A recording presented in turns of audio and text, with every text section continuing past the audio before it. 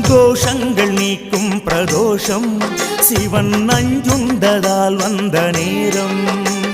நாம் செய்த தீவினைகள் யாவும் அந்த பிறை சூடன் அருளாலே தீரும். நாரணன் விடையாக நந்தியின் கொம்பிடையில் சிவனாடும் நேரம் இது. சிவன் வரும் சுகமான நேரம் இது.